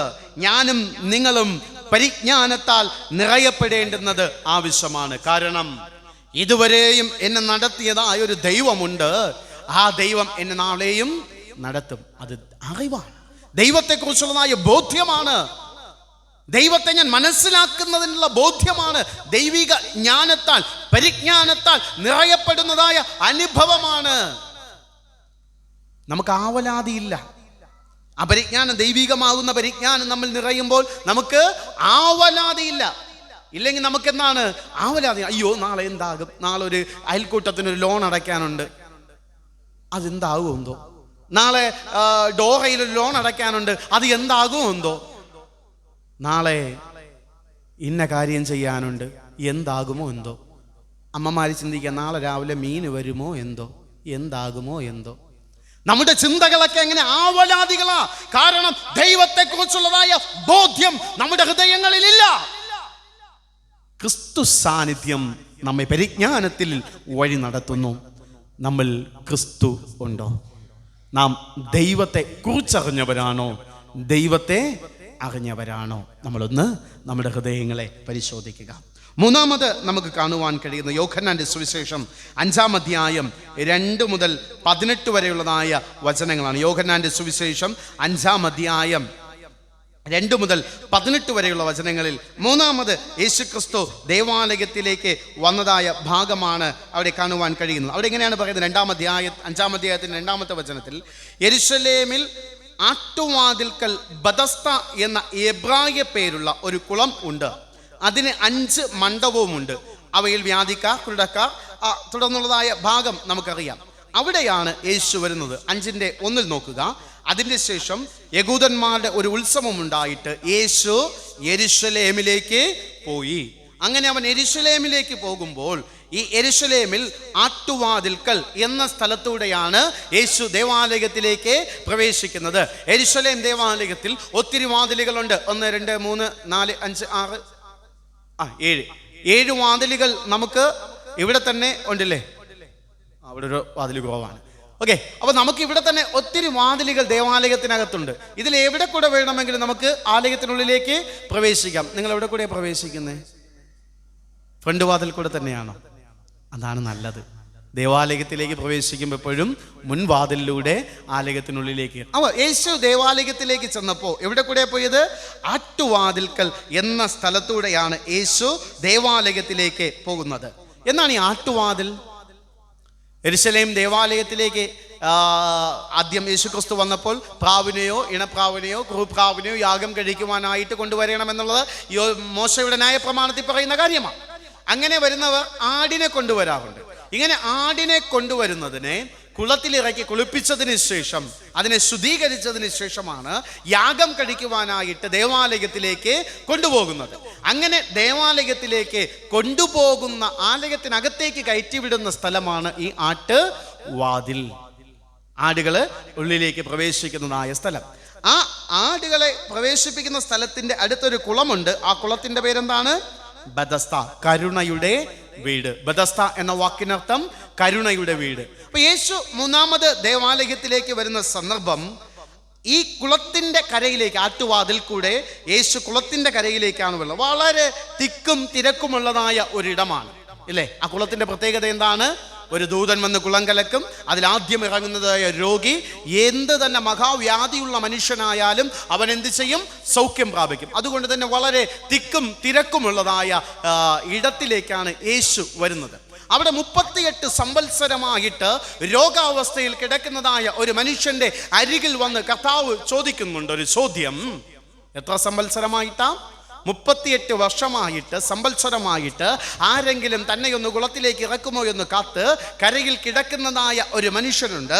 ആ മനുഷ്യനോട് കർത്താവ് വന്ന് ചോദിക്കുന്നുണ്ട്, നിനക്ക് സുഖമാകുവാൻ മനസ്സുണ്ടോ? നിനക്ക് സൗഖ്യമാകുവാൻ മനസ്സ് ഉണ്ടോ? എന്നാ ചോദ്യ കർത്താവ് ചോദിച്ചത്? 38 വർഷം കൊണ്ട് ഇവിടെ കിടക്കയില്ലേ, അവന് സുഖമാകാണ്ട മനസ്സില്ലേ? കർത്താവ് ചോദിച്ചതിനും ഒരു കാരണമുണ്ട്. അവൻ 38 സംവത്സരമായിട്ട് ഇവിടെ കിടപ്പുണ്ട്. ആരും അവനെ വെള്ളത്തിൽ ഇറക്കുന്നില്ല. ആരും ഇറക്കാൻ അവന് ഇല്ല എന്ന് അവൻ പിന്നത്തേതിൽ പറയുന്നും ഉണ്ട്. അവൻ അവിടെ കിടന്നപ്പോൾ അവൻ സുഖലോഭിലമായ അനുഭവത്തിലാണ്. കഴിക്കാൻ ആരെങ്കിലുമൊക്കെ കൊടുക്കുന്നുണ്ട്. ഇനിയിപ്പോൾ വീട്ടിൽ പോയിട്ട് വലിയ ജോലിയൊന്നും ചെയ്യേണ്ട കാര്യം ഇല്ല, ഇവിടെ തന്നെ അങ്ങ് കിടന്നാ മതി എന്നുള്ള ഒരു ചിന്തയിൽ അവനായിരുന്നു എന്നുള്ളത് നമുക്ക് അറിയത്തില്ല. കർത്താവ് അവനോട് ചോദിക്കുന്നുണ്ട്, നിനക്ക് മനസ്സ് ഉണ്ടോ? നിന്റെ ജീവിതത്തിൽ നിനക്ക് മനം മാറ്റത്തിന് നീ തയ്യാറ് ആണോ? നിന്റെ ജീവിതത്തിൽ നിനക്ക് നിന്റെ മനസ്സിനെ രൂപപ്പെടുത്തിയെടുക്കുവാൻ, നിന്റെ മനസ്സിന് മാറ്റമുണ്ടാകുവാൻ നിനക്ക് തയ്യാറാണോ എന്നതാണ് ചോദ്യം. നിന്റെ മനസ്സ് മാറ്റപ്പെടുന്നുണ്ടോ? ക്രിസ്തുവിന്റെ സാന്നിധ്യം അവന്റെ മനസ്സിനെ രൂപാന്തരപ്പെടുത്തുന്ന അവൻ സൗഖ്യമായി ഭവനത്തിലേക്ക് മടങ്ങി എന്ന് വേദപുസ്തകത്തിൽ നമ്മൾ കാണുന്നുണ്ട്. ക്രിസ്തുവിന്റെ സാന്നിധ്യം നിന്റെ മനസ്സിന് രൂപാന്തരം നൽകുന്നുണ്ടോ? ക്രിസ്തു സാന്നിധ്യം നിന്റെ മനസ്സിനെ രൂപപ്പെടുത്തി എടുക്കുന്നുണ്ടോ എന്നുള്ളത് പരിശോധിക്കേണ്ടുന്നത് ആവശ്യം തന്നെയാകുന്നു. നമ്മുടെ വേദനകള്, നമ്മുടെ ഹൃദയത്തിൻ്റെതായ ആഴങ്ങളിൽ നമ്മുടെ മനസ്സിൻ്റെ പകയുടേതായ വേദനിപ്പിച്ചതായ അനുഭവങ്ങളൊക്കെ നമ്മുടെ ഉള്ളിലുണ്ട്. ആ മനസ്സിനെ നമുക്ക് മാറ്റിയെടുക്കുവാൻ നമ്മൾ തയ്യാറാണോ? ക്രിസ്തുവിന്റെ സാന്നിധ്യം നിന്റെ മനസ്സ് രൂപപ്പെടുത്തിയെടുക്കുവാൻ നീ തയ്യാറാണോ എന്നുള്ളതായ ഒരു ചോദ്യം നമ്മുടെ ഉള്ളിൽ ഉണ്ട്. കർത്താവിൻ്റെ ചോദ്യം ഇന്ന് നമ്മോടാ, നിനക്ക് മനസ്സുണ്ടോ? നമ്മോട് ചോദിക്കുക, നിനക്ക് മനസ്സുണ്ടോ? ഞാൻ നിന്റെ അരികിലുണ്ട്. നിന്റെ ഹൃദയത്തിലെ പക, നിന്റെ ഹൃദയത്തിലെ വിദ്വേഷം, നിന്നെ വേദനിപ്പിച്ചവരോടുള്ള നിന്റെ പ്രതികാരത്തിൻ്റെതായ അടങ്ങാത്ത ദാഹം, നിന്റെ അയൽക്കാരനോടുള്ള നിന്റെ പിണക്കം, നിന്റെ സഹോദരനോടുള്ള നിന്റെ ശത്രുത മനോഭാവം നിനക്ക് മാറ്റുവാൻ മനസ്സുണ്ടോ? നീ ഇതുവരെയും അനുവർത്തിച്ചു വന്നതായ പാപ ജീവിതത്തിൽ നിന്ന് നിനക്ക് മാറുവാൻ മനസ്സുണ്ടോ? നീ ഇതുവരെയും സഞ്ചരിച്ചതായ പാപ വഴികളിൽ നിന്ന് നിനക്ക് മാറുവാൻ മനസ്സുണ്ടോ? കർത്താവ് ഇന്ന് ഈ രാത്രിയിൽ നമ്മോട് ചോദിക്കുകയാ, നിനക്ക് മനസ്സുണ്ടോ? ക്രിസ്തു സാന്നിധ്യം നമ്മെ രൂപപ്പെടുത്തിയെടുക്കുവാൻ നമുക്ക് മനസ്സുണ്ടോ? നമ്മളോട് തന്നെ ഒന്ന് ചോദിക്കുക, ക്രിസ്തു സാന്നിധ്യം എന്നെ രൂപപ്പെടുത്തുമോ? ക്രിസ്തു സാന്നിധ്യത്തിൽ എൻ്റെ മനസ്സിനെ രൂപാന്തരപ്പെടുത്തിയെടുക്കുവാൻ പാപത്തിൻ്റെതായ വെട്ടുകളയേണ്ടുന്നതായ ഉപേക്ഷിക്കേണ്ടുന്നതായ അനുഭവങ്ങളെ മാറ്റിവെച്ചുകൊണ്ട് ജീവിതത്തിൽ മുന്നോട്ട് പോകുവാൻ തക്കവണ്ണം എനിക്ക് കഴിയുമോ? എനിക്കതിന് സാധിക്കുന്നുണ്ടോ? സ്വയം ഒന്ന് പരിശോധന ചെയ്യുക. 2024 കഴിഞ്ഞ് 2025 നമ്മൾ വന്നില്ലേ? ജീവിതത്തിന്റെ അനുഭവങ്ങളിൽ മാറ്റമുണ്ടാകേണ്ടത് ഉണ്ട്. ഒരമ്മ ഒരച്ഛൻ്റെ അടുക്കൽ ചെന്ന് അമ്മ ഇങ്ങനെ പറഞ്ഞു, എൻ്റെ പൊന്നച്ഛ, ഞാൻ എൻ്റെ വീട് എത്ര തന്നെ അടിച്ചു വാരി വൃത്തിയാക്കിയിട്ടാലും അടുത്ത ദിവസം രാവിലെ ആകുമ്പോഴത്തേക്ക് വീണ്ടും മാഹാല കെട്ടി ഇരിക്കുന്നു, ചിലന്തി വല കൂട്ടുന്നു. ഞാൻ വീണ്ടും അടിച്ചു വാരി വൃത്തിയാക്കിയിടും, വീണ്ടും ചിലന്തി വന്ന് വല കെട്ടുന്നു. അച്ഛൻ ഒന്ന് വീട്ടിലേക്ക് വരണം, അച്ഛൻ വന്നൊന്ന് പ്രാർത്ഥിക്കണം. അച്ഛൻ വീട്ടിലേക്ക് ചെന്നു. അച്ഛൻ വീട്ടിലേക്ക് കടന്നു ചെല്ലുമ്പോൾ അച്ഛൻ കയറിപ്പോകുമ്പോൾ തന്നെ കട്ടളവാതിൽക്കൽ ഇരുന്നതായ മാഹാല അച്ഛൻ്റെ മുഖത്ത് പറ്റിപ്പിടിച്ചു. ഞാനാണെങ്കിൽ കുഴപ്പമില്ലായിരുന്നു, പൊക്കം കുറവില്ലേ. ഷൈനാല അച്ഛനായോണ്ടതാ തട്ടിയത്, കാരണം അച്ഛൻ പൊക്കമുണ്ട്. അങ്ങനെ മുഖത്തൊക്കെ ആയതിനെ മാഹാലയെ തുടച്ചു കളഞ്ഞിട്ട് അച്ഛൻ അമ്മയോട് ചോദിച്ചു, അല്ലയോ അമ്മ, എന്ന് രാവിലെ നിങ്ങൾ വൃത്തിയാക്കിയായിരുന്നോ? എൻ്റെ പൊന്നച്ഛ, ഞാൻ അടിച്ചു വാരി വൃത്തിയാക്കിയതാ, വീണ്ടും അമാഹാല പിടിച്ചിരിക്കുന്നു. അച്ഛൻ അമ്മയോട് ഇങ്ങനെ ചോദിച്ചു, ദേ മുകളിലിരിക്കുന്ന ചിലന്തിയെ കണ്ടോ? അമ്മ പറഞ്ഞു, കണ്ടച്ചോ, ഇന്നലെയും അതവിടെ തന്നെ ഉണ്ടായിരുന്നു, അതിൻ്റെ തൊട്ട് മുമ്പിലത്തെ ദിവസവും അതവിടെ തന്നെ ഉണ്ടായിരുന്നു. അച്ഛൻ ഒരു ചൂലെടുത്ത് അമാഹാലയെ അങ്ങ് തല്ലിക്കൊന്നു. അമ്മയോട് പറഞ്ഞു, വലയടിച്ച് വൃത്തിയാക്കുമ്പോൾ അതിനെ കൂടെ കൊല്ലണമായിരുന്നു. അതാ വീണ്ടും വീണ്ടും വന്ന് വല കെട്ടിയത്. നമ്മൾ വലയടിക്കുമ്പോൾ ആദ്യം എന്തിനെ കൊല്ലണം? ചിലന്തിയെ കൊല്ലണം. പാപത്തെ വിട്ടൊഴിഞ്ഞ് ജീവിക്കുവാൻ ഞാൻ തയ്യാറാണ് എന്ന് പ്രതിജ്ഞ എടുക്കുമ്പോൾ 2025 പുതിയ നോംസും പുതിയ അജണ്ടകളൊക്കെ വെച്ച് ജീവിതത്തെ ഞാൻ മുന്നോട്ട് കൊണ്ടുപോകും എന്ന് തീരുമാനിക്കുമ്പോൾ ചിലന്തികൾ ഹൃദയത്തിന്റെ ഉള്ളിൽ നിങ്ങളുടെ മനസ്സുകളിൽ ഉണ്ട് എങ്കിൽ പാപത്തിന്റെ ചിലന്തികൾ അത് വീണ്ടും വലകൾ നെയ്തു കൂട്ടുക തന്നെ ചെയ്യും. ആ ചിലന്തിയെ കൊല്ലേണ്ടുന്നത് ഉണ്ട്. പാപകാരണങ്ങളെ നമ്മൾ മാറ്റിവെക്കേണ്ടതുണ്ട്. അതാ കർത്താവ് ചോദിക്കുന്നത്, നിനക്ക് മനസ്സുണ്ടോ നിന്റെ ജീവിതത്തിലെ പാപത്തെ മാറ്റിവെക്കുവാൻ? നിന്റെ ജീവിതത്തിലെ പാപ സംബന്ധമായ കാരണങ്ങളെ മാറ്റിവെക്കുവാൻ നിനക്ക് മനസ്സുണ്ടോ? കർത്താവ് നമ്മളോട് ചോദിക്കുക. ക്രിസ്തു സാന്നിധ്യം മനസ്സിനെ രൂപാന്തരപ്പെടുത്തുവാൻ തക്കവണ്ണം ഇടയായിത്തീരുന്നു. നമുക്കതിന് സാധിച്ചില്ല എങ്കിൽ നമ്മളാരില്ല, ക്രിസ്തു ഇല്ല. അവിടെ മറ്റൊരനുഭവത്തെ കൂടെ നമുക്ക് കാണുവാൻ കഴിയുന്നുണ്ട്. ക്രിസ്തു സാന്നിധ്യത്തെ നമുക്ക് മറ്റൊരനുഭവത്തെ കൂടെ കാണുവാൻ കഴിയുന്നുണ്ട്. സൗഖ്യത്തിൻ്റെ അനുഭവത്തെയും കാണുവാൻ കഴിയുന്നുണ്ട്. ശരിയല്ലേ? അവൻ എന്ത് കർത്താവ് നൽകുന്നു? സൗഖ്യം നൽകുന്നു. പല രോഗങ്ങളാൽ വേദനയുടെ അനുഭവങ്ങളാലൊക്കെ നമ്മളായിരിക്കുമ്പോൾ ക്രിസ്തു സാന്നിധ്യം നമുക്ക് ബലമേകുന്നു, നമുക്ക് സൗഖ്യം നൽകുന്നു. നമ്മൾ പലവരും വേദനയുടെയൊക്കെ അനുഭവങ്ങളില്ല. ഇപ്പോഴും നമ്മൾ പറയാറുണ്ടല്ലേ, ഒരു അച്ഛൻ്റെ അടുക്കൽ ഒരമ്മ വന്നിട്ട് ഇങ്ങനെ പറഞ്ഞു, അല്ലയോ അച്ഛോ, എനിക്ക് വേണ്ടി ഒന്ന് പെട്ടെന്ന് എനിക്ക് വേണ്ടി എൻ്റെ തലയിൽ കൈവച്ചൊന്ന് പ്രാർത്ഥിക്കണം, ഞാനിപ്പോൾ ചത്തുപോകും, എനിക്ക് വേണ്ടി ഒന്ന് പ്രാർത്ഥിക്കണം. അച്ഛൻ തലയിൽ കൈവച്ചു, അമ്മയ്ക്ക് വേണ്ടി പ്രാർത്ഥിച്ചു. അമ്മ ഇച്ചിരി ആശ്വാസം ഉണ്ട്, ഇത്തിരി ആശ്വാസമുണ്ട് അച്ഛാ. വീണ്ടും അച്ഛൻ ഒന്നുകൂടെ പ്രാർത്ഥിച്ചു. അപ്പം അമ്മ പറഞ്ഞു, ആശ്വാസം ആയി. അച്ഛൻ നിന്ന് ചിരിച്ചു. അപ്പം ഈ അമ്മ ചോദിച്ചു, എന്തിനാച്ചാ എന്നെ കളിയാക്കി ചിരിക്കുന്നത്? അല്ല അമ്മ, അച്ഛൻ പറഞ്ഞില്ല, ഞാൻ വേറെ കാര്യങ്ങൾ ആലോചിച്ച് ചിരിച്ചു പോയതാ. ഇപ്പൊ എങ്ങനെയുണ്ട് അമ്മ? ആശ്വാസം ഉണ്ട്. ഈ വേദനിക്കുന്നു എന്ന് പറയുന്നത് ജീവിച്ചിരിക്കുന്നതിന് അർത്ഥമാണ് അല്ലേ? വേദന ഇല്ല എന്ന് പറയുമ്പോൾ അയാൾ ജീവിച്ചിരിപ്പില്ല എന്നതാണ് അർത്ഥം. പോസ്റ്റ്മോർട്ടം ടേബിളിൽ നിൽക്കാൻ ആർക്കെങ്കിലും അവസരം കിട്ടിയിട്ടുണ്ടോ? പോസ്റ്റ്മോർട്ടം ടേബിളിൽ കിട്ടിയിട്ടില്ല. എനിക്കതൊരു അവസരം കിട്ടി. ഒരു പോസ്റ്റ്മോർട്ടം ടേബിളിൽ നിൽക്കാനായിട്ട് ഒരവസരം കിട്ടി. അങ്ങനെ പോസ്റ്റ്മോർട്ടം ടേബിളിൽ ഇങ്ങനെ കിടത്തിയിരിക്കുക.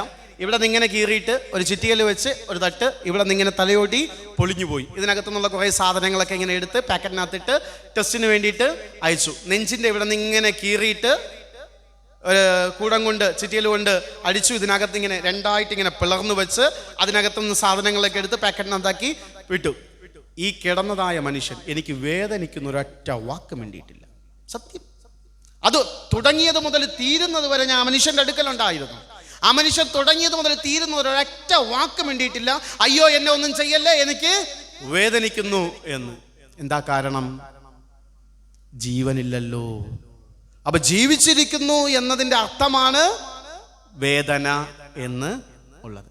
നമ്മൾ എനിക്ക് ഈ വേദന ഒന്നും വേണ്ടേ എന്ന് പറയുമ്പോൾ അതിനർത്ഥം എന്താണ്? ബാക്കി ഊഹിച്ചോ. ഇവിടെ നമുക്ക് നമ്മുടെ പ്രസംഗ ഭാഗത്തേക്ക്, ഇവിടെ കർത്താവ് സാന്നിധ്യം രോഗ സൗഖ്യത്തെ നൽകുന്നുണ്ട്. പല മുറിവുകളും ഉണങ്ങുവാൻ, പല വേദനകളും മാറുവാൻ ജീവിതത്തിൽ ക്രിസ്തു സാന്നിധ്യത്തിന് കഴിയുന്നുണ്ട്. യേശുവിൻ്റെ സാന്നിധ്യം 38 സംവത്സരമായി വേദനയുടെ കണ്ണുനീരിൻ്റെ അനുഭവത്തിലായിരുന്ന മനുഷ്യനെ സൗഖ്യത്തിൻ്റെ അനുഭവത്തിലേക്ക്, നന്മയുടെ അനുഭവത്തിലേക്ക്, രക്ഷയുടെ അനുഭവത്തിലേക്ക് വഴി നടത്തുന്നുണ്ട്. അതേ ക്രിസ്തുയേശുവിനാൽ അനുഗ്രഹിക്കപ്പെട്ടവരെ, ക്രിസ്തുവിൻ്റെ സാന്നിധ്യം നമ്മുടെ ജീവിതത്തിൽ പല മുറിവുകൾക്കും പലവിധമായ വേദനകൾക്കും ആശ്വാസകരമാകുന്നു. അങ്ങനെ ആശ്വാസകരമാകുന്ന അനുഭവത്തിലേക്ക് നാം വന്നിട്ടില്ല എങ്കിൽ എന്തു പറയാം? ക്രിസ്തു നമ്മളിൽ ഇല്ല. നിന്നെ വേദനിപ്പിച്ചതായ സഹോദരനോട് നിനക്ക് ക്ഷമിക്കുവാൻ കഴിഞ്ഞിട്ടുണ്ടോ? സ്വയം ഒന്ന് ചോദിക്കുക, എനിക്ക് കഴിഞ്ഞിട്ടുണ്ടോ? നിന്റെ അയൽക്കാരൻ, അവനോട് ക്ഷമിക്കുവാൻ നിനക്ക് കഴിഞ്ഞിട്ടുണ്ടോ? ഇല്ല എങ്കിൽ നിന്നിൽ ആരില്ല? ക്രിസ്തു സാന്നിധ്യം ഇല്ല. ക്രിസ്തുവിൻ്റെ സാന്നിധ്യം മനസ്സിൻ്റെ രൂപാന്തരീകരണത്തിനും രോഗസൗഖ്യത്തിനും ഇടയായിത്തീരുന്നു എന്ന് മൂന്നാമത്തെ യേശുവിൻ്റെ സന്ദർശനത്തിലൂടെ നമുക്ക് മനസ്സിലാക്കുവാൻ കഴിയുന്നുണ്ട്. നാലാമതായി യോഹന്നാന്റെ പുസ്തകം 7-ാം അധ്യായം 10 മുതൽ 37-ാമത്തെ വചനം വരെയും 38-ാമത്തെ വചനം വരെയും 8-ാം അധ്യായത്തിൻ്റെ 12-ാമത്തെ വചനം വരെയാണ് നമുക്ക് കാണുവാനായിട്ട് കഴിയുന്നത്. യേശു പിന്നെ ദേവാലയത്തിലേക്ക് വരുന്നതായ 4-ാമത്തെ ഭാഗം. അവിടെ എങ്ങനെയാണ് പറയുന്നത്? യേശു മറ്റൊരു അവസരത്തിൽ ദേവാലയത്തിലേക്ക് വരുന്ന ഭാഗത്തെയാണ് നമുക്ക് അവിടെ കാണുവാൻ കഴിയുന്നത്. 7-ാം അധ്യായം 10-ാമത്തെ വചനം. അവിടെ ഇങ്ങനെ പറയുന്നുണ്ട്, അവൻ്റെ സഹോദരന്മാർ പെരുന്നാളിന് പോയ ശേഷം അവനും പരസ്യമായിട്ടല്ല രഹസ്യത്തിൽ എന്ന പോലെ പോയി. എവിടെ പോയി? ദേവാലയത്തിലേക്ക് പോയി. അവിടെ ഒരു ഉത്സവം നടക്കുകയാണ്. ആ ഉത്സവം നടക്കുന്നതായ അനുഭവത്തിലാണ്, പെരുന്നാൾ നടക്കുന്നതായ അനുഭവത്തിലാണ് യേശു ദേവാലയത്തിലേക്ക് പോകുന്നത്. അവിടെ ജലധാര മഹോത്സവം നടക്കുന്നതായ സമയത്താണ് യേശു ദേവാലയത്തിലേക്ക് ചെല്ലുന്നത്. ശീലോഹം കുളത്തിൽ നിന്ന് വെള്ളം കോരിക്കൊണ്ടുവന്ന് യാഗപീഠത്തിന്മേൽ ഒഴിക്കും. ആ യാഗപീഠത്തിന്മേൽ ഒഴിക്കുന്ന വെള്ളം അതിങ്ങനെ ധാരധാരയായി ദേവാലയത്തിൽ നിന്ന് ഒഴുകി വെളിയിലേക്ക് പോകും. അതാണ് അന്ന് അവിടെ നടന്നതായ പെരുന്നാൾ ഉത്സവം, ജലധാര മഹോത്സവം നടക്കുന്നതായ സമയം. അപ്പോഴാണ് യേശു ദേവാലയത്തിലേക്ക് ചെല്ലുന്നത്. യേശു ദേവാലയത്തിൽ ചെന്ന് 14 മുതലുള്ളതായ വചനങ്ങൾ നോക്കുമ്പോൾ അവിടെ യേശു പ്രസംഗിക്കുന്നതായ ഒരു ഭാഗം, യേശു ശിഷ്യഗണങ്ങളോടും യഹൂദന്മാരോടും സംസാരിക്കുന്ന ഒരു ഭാഗമുണ്ട്. അവിടെ അവൻ ഇങ്ങനെയാ പറയുന്നത്, അവൻ്റെ സാന്നിധ്യം ജീവന്റെ നദി ഒഴുകും, ജീവന്റെ നദി ഒഴുകും. അത് യേശുവിൻ്റെ സാന്നിധ്യം ജീവന്റെ നദി ഒഴുകും, ജീവജലം ഒഴുകും. രണ്ടാമത് അവൻ പറയുന്നുണ്ട്, അവൻ്റെ സാന്നിധ്യം വെളിച്ചമാണ് എന്നുള്ളതും പറയുന്നുണ്ട്. ഒന്നാമത് എന്താണ്? ജീവന്റെ നദി ഒഴുകും. രണ്ടാമത് പറയുന്നു വെളിച്ചമാണ് എന്നുള്ളതും പറയുന്നുണ്ട്. നോക്കുക, യേശു ക്രിസ്തു ദേവാലയത്തിലേക്ക് വരുമ്പോൾ അവിടെ ജീവ നദി ഒഴുകും. യേശു ക്രിസ്തു ദേവാലയത്തിലേക്ക് വരുമ്പോൾ പ്രകാശപൂരിതം ആകും. അങ്ങനെ എങ്കിൽ എൻ്റെയും നിങ്ങളുടെയും ജീവിതത്തിൽ, ആലയമാകുന്ന നമ്മുടെ ശരീരത്തിൽ, നമ്മുടെ മനസ്സുകളിൽ കർത്താവിൻ്റെ സാന്നിധ്യം നമ്മിൽ നിന്ന് ജീവജല നദി ഒഴുകുവാൻ തക്കവണ്ണം ഇടയാകുന്നുണ്ടോ? എന്നിൽ നിന്നും നിങ്ങളിൽ നിന്നും പ്രകാശം പരത്തുവാൻ തക്കവണ്ണം ഇടയാകുന്നുണ്ടോ? ക്രിസ്തു സാന്നിധ്യം ജീവജല നദി ഒഴുകുന്നതാണ്. ക്രിസ്തു സാന്നിധ്യം പ്രകാശം പരത്തുന്നതാണ്. നമ്മൾ നമ്മുടെ ജീവിതം കൊണ്ട് മറ്റുള്ളവരുടെ ദാഹം അകറ്റുവാൻ തക്കവണ്ണം നമ്മുടെ ജീവിതം കൊണ്ട് കഴിയുന്നുണ്ടോ? നമ്മുടെ ജീവിതം കൊണ്ട് മറ്റുള്ളവർക്ക് പ്രകാശം പരത്തുവാൻ തക്കവണ്ണം കഴിയുന്നുണ്ടോ? ഇല്ല എങ്കിൽ നമ്മൾ ആരില്ല? ക്രിസ്തു ഇല്ല. ഒന്ന് പരിശോധിച്ച് നോക്കുക. നമ്മൾ ഓരോരുത്തരും നമ്മുടെ ജീവിതത്തെ ഒന്ന് വിദഗ്ധമായ ആത്മപരിശോധന, ഞാൻ മറ്റുള്ളവർക്ക് ജീവജല നദിയായിട്ട് ഒഴുകുന്നുണ്ടോ? അതോ കൈപ്പേറിയ അനുഭവങ്ങളാണോ എൻ്റെ ജീവിതം കൊണ്ട് ഞാൻ മറ്റുള്ളവർക്ക് നൽകുന്നത്? എൻ്റെ ജീവിതം കൊണ്ട് ഞാൻ മറ്റുള്ളവർക്ക് എന്താണ് നൽകുന്നത്? എൻ്റെ ജീവിതം കൊണ്ട് പ്രകാശം പരത്തുന്നതായ ജീവജല നദി ഒഴുകുന്നതായ അനുഭവമാണോ? അത് നമ്മൾ പരിശോധിക്കേണ്ടത് ഏറ്റവും ആവശ്യമാണ്. നമ്മൾ ഇരുണ്ടടഞ്ഞതായ ഒരു ലോകത്ത് ജീവിക്കുമ്പോൾ നമ്മുടെ ക്രിസ്തീയ ജീവിതം കൊണ്ട്, ക്രിസ്തീയ ജീവിതത്തിൻ്റെ അനുഭവമായ ജീവിത പ്രകാശം പരത്തുവാൻ, എൻ്റെയും നിങ്ങളുടെയും ജീവിതത്തിൻ്റെ അനുഭവങ്ങൾ കൊണ്ട് ക്രിസ്തുവിനെ പ്രകാശം പരത്തുന്നവരായിട്ട് ജീവിക്കുവാൻ കഴിയുന്നുണ്ട്. ഗാന്ധിജി ഇങ്ങനെയാ പറഞ്ഞത്: ഞാനൊരു ക്രിസ്ത്യാനിയെ കാണാതിരുന്നു എങ്കിൽ ഞാനൊരു ക്രിസ്ത്യാനി ആയേനെ. വേദപുസ്തകം മത്തായിയുടെ സുവിശേഷം 5-ാം അധ്യായം ആവർത്തിച്ച് മലപ്രസംഗവും 5-6 അധ്യായങ്ങൾ വായിച്ചതായ ഗാന്ധിജി ഒരു ക്രിസ്ത്യാനിയാകുവാൻ തീരുമാനിച്ചു. അങ്ങനെ തീരുമാനിച്ചതായ ഗാന്ധിജി പിന്നത്തേതിൽ ഒരു ക്രിസ്ത്യാനിയെ കാണുന്നു. അത് കണ്ടു കഴിഞ്ഞുടനെ ഗാന്ധിജി ഇങ്ങനെ പറഞ്ഞു: ഞാനൊരു ക്രിസ്ത്യാനിയെ കാണാതിരുന്നു എങ്കിൽ ഞാനൊരു ക്രിസ്ത്യാനി ആയേനെ.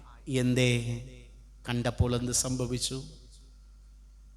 കണ്ട ഒരു ക്രിസ്ത്യാനിയിലും ക്രിസ്തു ഇല്ലായിരുന്നു. അവന്റെ ജീവിതം കൊണ്ട് പ്രകാശം പരത്തുന്ന ഇടത്തിന്റെ അനുഭവത്തിലേക്കല്ല, പകയുടെയും വിദ്വേഷത്തിന്റെയും അനുഭവങ്ങളെ ഉള്ളിലൊതുപ്പിച്ച് പകയൊക്കെ പുറത്ത് കാണിച്ചുകൊണ്ട് നടക്കുന്നതായ അനുഭവങ്ങളിലാണ് ക്രിസ്ത്യാനി ഇന്നും ജീവിക്കുന്നത്. അവനിൽ മറ്റുള്ളവർക്ക് പ്രകാശം പരത്തുന്ന അനുഭവങ്ങൾ അവനിൽ ഇല്ല. നമ്മളും അങ്ങനെ തന്നെയാണോ? പനയങ്കോടുള്ള പ്രിയ വിശ്വാസികളെ, നമ്മുടെ ജീവിതം എപ്രകാരമാണ്? നമുക്ക് പ്രകാശം പരത്തുവാൻ കഴിയുന്നുണ്ട്? 94 വർഷമായി മലമുകളിൽ വെച്ചൊരു ദീപത്തെ പോലെ ഈ ആലയം പ്രകാശിക്കുന്നുണ്ടോ? നമ്മുടെ ഓരോരുത്തരുടെയും സഭയിലെ ഓരോ വിശ്വാസ കുടുംബങ്ങളും ആ ദീപപ്രകാശം പരത്തുന്നുണ്ടോ? എൻ്റെ അയൽക്കാരന്, എൻ്റെ സഹമനുഷ്യന് എൻ്റെ ജീവിതം കൊണ്ട് ക്രിസ്തുവിൻ്റെ പ്രകാശത്തെ പരത്തുവാൻ എൻ്റെ കൂടെ കഴിയുന്നുണ്ടോ? ഇല്ല എങ്കിൽ എന്നിൽ ക്രിസ്തു ഇല്ല എന്നുള്ള ബോധ്യമുണ്ട്. ക്രിസ്തു എൻ്റെ ജീവിതത്തിലേക്ക് വരുമ്പോൾ, ക്രിസ്തുവിൻ്റെ സാന്നിധ്യം എന്നിൽ നിറയുമ്പോൾ ഞാൻ പ്രകാശമുള്ളവനായിട്ട് മാറും. ഞാൻ പ്രകാശം പരത്തുന്ന അനുഭവത്തിലേക്ക് മാറ്റപ്പെടും എന്നുള്ളതും തിരിച്ചറിയുക. 5-ാമതായി യേശു ക്രിസ്തു ദേവാലയത്തിലേക്ക് വന്ന അനുഭവം നോക്കാം. ലൂക്കോസിന്റെ സുവിശേഷം 19-ാം അധ്യായം. അവസാനം യേശു ക്രിസ്തു എപ്പോഴാണ് ദേവാലയത്തിലേക്ക് വന്നത്? ബൈബിൾ നോക്കണ്ട, പെട്ടെന്ന് പറഞ്ഞേ. അവസാനമായി യേശു ക്രിസ്തു ദേവാലയത്തിലേക്ക് പ്രവേശിക്കുന്നത് എപ്പോഴാണ്? പെസഹ പെരുന്നാളിന് രാജാതിരാജാവുമായി കഴുതപ്പുറത്ത്, കുട്ടിയുടെ പുറത്ത് ദേവാലയത്തിലേക്ക് യേശു ക്രിസ്തു വരുന്നുണ്ട്. രാജാതി രാജാവായി അവിടെ അവൻ പരസ്യമായി ശാസ്ത്രിമാരെ ശാസിക്കുന്നത് നമുക്ക് കാണുവാൻ കഴിയുന്നുണ്ട്. അതിന് തൊട്ടു മുമ്പ് യേശു ദേവാലയത്തിലേക്ക് വന്ന് അവിടെ ആ ഭാഗത്ത് പറയുന്നത് ഇങ്ങനെയാണ്: അവൻ പരസ്യമായി ശാസ്ത്രിമാരെയും പരീശന്മാരെയും ഒക്കെ വിമർശിക്കുന്നുണ്ട്. അവരുടെ വിശ്വാസത്തെക്കുറിച്ച് പറയുന്നുണ്ട്, കപടഭക്തിയെക്കുറിച്ച് പറയുന്നുണ്ട്, അവരുടെ ജീവിതത്തിൻ്റെ കൊള്ളരുതായ്മയെക്കുറിച്ച് പറയുന്നുണ്ട്, അവർ വിധവമാരോട് കാണിക്കുന്നതിനെ കുറിച്ച് പറയുന്നുണ്ട്, അവർ സഹമനുഷ്യരോട് കാണിക്കുന്ന അനുഭവങ്ങളെക്കുറിച്ച് പറയുന്നുണ്ട്, ചതിയും വഞ്ചനയും അവർ കാണിക്കുന്നതിനെ കുറിച്ച് പറയുന്നുണ്ട്. ക്രിസ്തു സാന്നിധ്യം നമ്മിലുണ്ടാകുമ്പോൾ നമ്മുടെ ജീവിതത്തിൻ്റെ കുറവുകളെ കുറിച്ച് നമുക്ക് ബോധ്യം വരും. ഞാൻ ചെയ്തതായ പിഴവുകളെ കുറിച്ച് എനിക്ക് ബോധ്യം വരും. എൻ്റെ ജീവിതത്തിൽ ഞാൻ ചെയ്തു കൂട്ടിയതായ മഹാ അപരാധങ്ങളെ കുറിച്ച് എനിക്ക് ബോധ്യം വരും. ഇന്നേ വരെ അത് വന്നിട്ടില്ലയോ? അനുതാപത്തിന്റെ ഒരു തരിമ്പ് പോലും, പാപബോധത്തിന്റെ ഒരു തരിമ്പ് പോലും ജീവിതത്തിൽ വന്നിട്ടില്ലയോ? ക്രിസ്തു സാന്നിധ്യം വന്നിട്ടില്ല. ക്രിസ്തുവിൻ്റെ സാന്നിധ്യം നമ്മുടെ ജീവിതത്തെക്കുറിച്ച്, പാപത്തെക്കുറിച്ച് നമ്മിൽ ബോധ്യം വരുത്തുന്നുണ്ട്. ക്രിസ്തയേശുവിനാൽ അനുഗ്രഹിക്കപ്പെട്ടവരെ, വിശുദ്ധീകരിക്കപ്പെട്ടവനായിട്ട്, വിശുദ്ധീകരിക്കപ്പെട്ട ആരാധനയ്ക്കായിട്ട് എൻ്റെ ഉള്ളത്തെ, എൻ്റെ ഹൃദയത്തെ, എൻ്റെ ജീവിതത്തെ നമുക്ക് ക്രമീകരിക്കുവാനായിട്ട് കഴിയണം. ക്രിസ്തു സാന്നിധ്യം നമ്മെ ബോധ്യപ്പെടുത്തുന്നുണ്ട്. ക്രിസ്തയേശുവിനാൽ അനുഗ്രഹിക്കപ്പെട്ടവരെ, ജീവിതാനുഭവത്തിൽ മാനസാന്തരത്തിൻ്റെ ആദ്യ പടി എന്നുള്ളത് പാപബോധം ഉണ്ടാകുക എന്നുള്ളതാണ്. പാപബോധം ഉണ്ടാകണം. ഞാൻ ചെയ്തു പോയത് പിഴവാണ് എന്ന് എനിക്ക് മനസ്സിലാകുന്നതാണ് മാനസാന്തരത്തിൻ്റെ ആദ്യ പടി എന്നുള്ളത്. അത് നമ്മിലേക്ക് വന്നില്ല എങ്കിൽ ഞാൻ എത്ര തന്നെ മാനസാന്തരപ്പെടുന്നു എന്ന് പറഞ്ഞാലും അതിൽ കാര്യം ഇല്ല.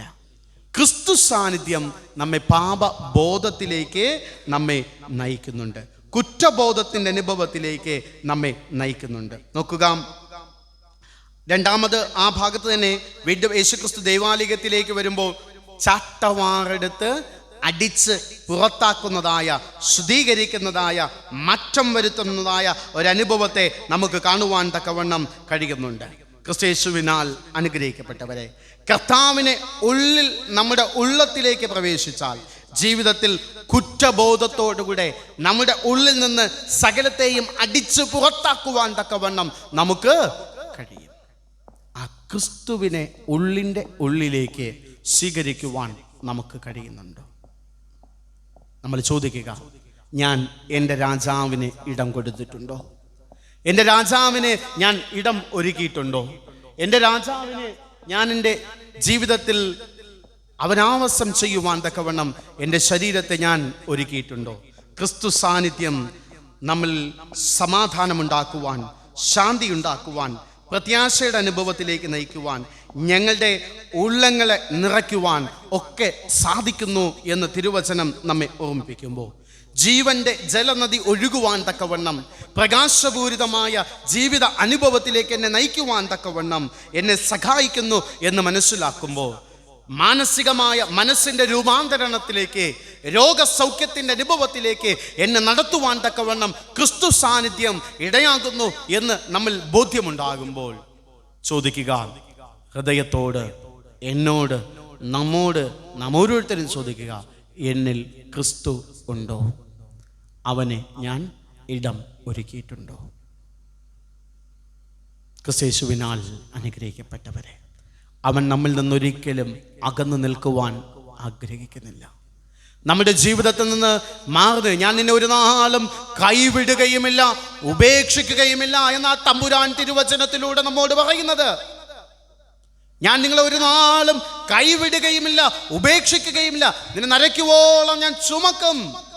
തിരുവചനത്തിലൂടെ അവൻ നമ്മോട് പറയുക. പക്ഷെ നാം എന്താ പറയുന്നത്?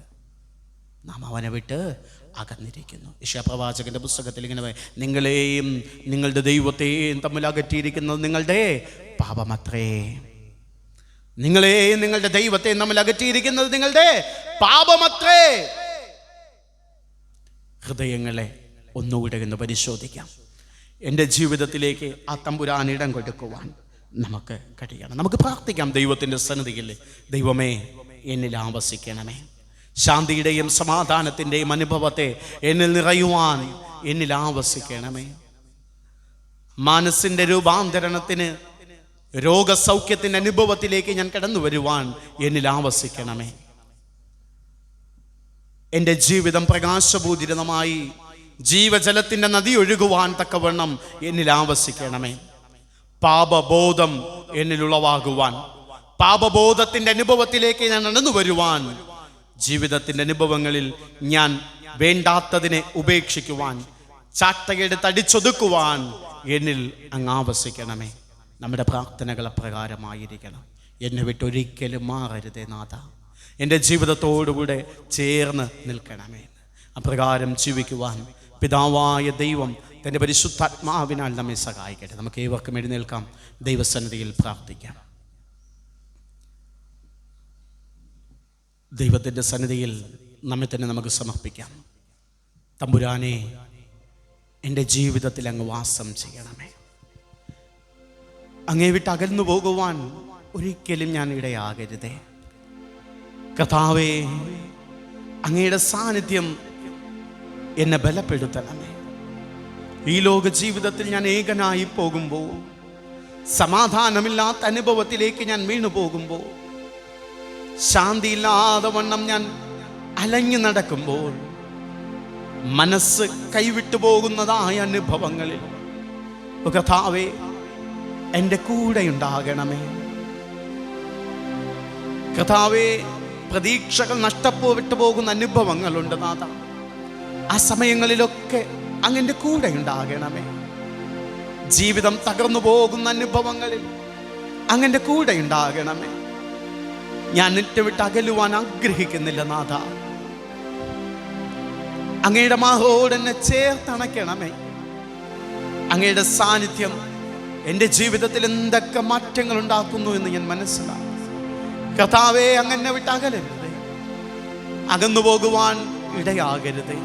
എൻ്റെ പാപം അതിന് കാരണമാകുമ്പോൾ കർത്താവേ, അത് തിരിച്ചറിഞ്ഞ് അതിനെ ഉപേക്ഷിച്ചുകൊണ്ട് അങ്ങയോട് ചേർന്ന് നിൽക്കുവാൻ, അങ്ങയോട് ചേർന്ന് നിൽക്കുവാൻ എന്നെ സഹായിക്കണമേ നാഥ. നാൻ കത്തിരവിരു ഓ യേശുവേ, നാൻ നിന്നന ಬಿಟ್ಟು ಬಾಲರಾಗಿರು. ನಾನ್ ಕತ್ತಿರವಿರು ಓ ಯೇಸುವೇ, ನಾನ್ ನಿನ್ನನ ಬಿಟ್ಟು ಬಾಲರಾಗಿರು. ಪ್ರತಿಕೂಲ ಸಮಯದಿ ತಂದೆಯಾಗಿರು, ഇരുളന സമയದಿ ಬೆಳಕಾಗಿರು. പ്രതികൂല സമയದಿ ತಂದೆಯಾಗಿರು, ഇരുളന സമയದಿ ಬೆಳಕಾಗಿರು. ನಾನ್ ಕತ್ತಿರವಿರು ಓ ಯೇಸುವೇ, നാൻ നിന്നന ಬಿಟ್ಟು ബാലരാകിരു. പരിശുദ്ധ പിതാവേ, അങ്ങേ വിട്ടകലുവാനിടയാകരുത് നാഥ. ഒരു പ്രതിസന്ധികളും ഒരു പ്രയാസങ്ങളും എൻ്റെ ജീവിതത്തിൽ അങ്ങേ വിട്ടകലുവാനിടയാകരുതേ. എൻ്റെ ജീവിതത്തോട് ചേർന്ന് നിൽക്കണമേ നാഥ. ഈ പാപസംബന്ധമായ ജീവിതങ്ങളെ മാറ്റിവെച്ച് പ്രവേശിച്ചിരിക്കുന്നതായ ഈ പുതുവർഷത്തിൽ തമ്പുരാനെ, അങ്ങയുടെ പാദപീഠത്തിങ്കൽ തന്നെ ആയിരിക്കുവാൻ, അങ്ങയുടെ വചനത്തോടൊപ്പം ചേർന്ന് നിന്നുകൊണ്ട്, അങ്ങയുടെ വചനത്തോടൊപ്പം ആയിരുന്നു കൊണ്ട്, അങ്ങയിൽ തന്നെ ആശ്രയം വെച്ചുകൊണ്ട് ഞങ്ങളുടെ ജീവിതത്തെ മുന്നോട്ട് നയിക്കുവാൻ കർത്താവേ, ഓരോ മക്കളെയും അങ്ങ് ബലപ്പെടുത്തണമേ. സഭയിൽ അങ്ങയുടെ സന്നിധിയിൽ പ്രാർത്ഥനയോടുകൂടെ ആയിരിക്കുന്നവരുണ്ട്. കർത്താവേ, ഓരോ മക്കളെയും അങ്ങ് ആശീർവദിക്കണമേ നാഥ. അവരുടെ ജീവിതങ്ങളിൽ അങ്ങേ വിട്ട് അകലുവാൻ ഇടയാകുന്ന ഒരു സാഹചര്യങ്ങളും ഉണ്ടാകരുതേ. അങ്ങയോട് ചേർന്ന് നിൽക്കുവാൻ, അങ്ങയുടെ സാന്നിധ്യത്താൽ ബലപ്പെടുവാൻ കർത്താവേ അങ്ങ് തന്നെ ഇടയാക്കണമേ. ഈ പ്രദേശത്തെ, ഈ ദേശത്തെ ഒക്കെ അങ്ങ് അനുഗ്രഹിക്കണമേ. സഭയിലെ എല്ലാ വിശ്വാസ കുടുംബങ്ങളെയും അങ്ങ് അനുഗ്രഹിക്കണമേ. രോഗത്തിൻ്റെ പ്രയാസങ്ങളിലായിരിക്കുന്ന എല്ലാ മക്കളെയും അങ്ങ് ആശ്വസിപ്പിക്കണമേ. കൃപയാൽ നിറയ്ക്കണമേ നാഥ. ഈ പ്രവേശിച്ചിരിക്കുന്നതായ 2025 ജീവിതത്തിൻ്റെ നന്മയുടെ നാളുകളായി തീരുവാൻ 2024 അധികമായി അധികമായി അധികമായി തമ്പുരാനെ അങ്ങ് തന്നെ നിറച്ചുകൊണ്ട് അവരുടെ ജീവിതത്തിന് വേണ്ടുന്നതായ നന്മകളാൽ അങ്ങ് രൂപപ്പെടുത്തി എടുക്കണമേ എന്നങ്ങയുടെ അപേക്ഷിക്കുന്നു. സകലതും അങ്ങയുടെ പാദപീഠങ്ങളിൽ തന്നെ സമർപ്പിക്കുന്ന നാഥ, കൃപയോടുകൂടി ഞങ്ങളുടെ പ്രാർത്ഥന കേൾക്കണമേ. ആമേൻ. ഇപ്പോൾ നമുക്ക് ഇരിക്കാം.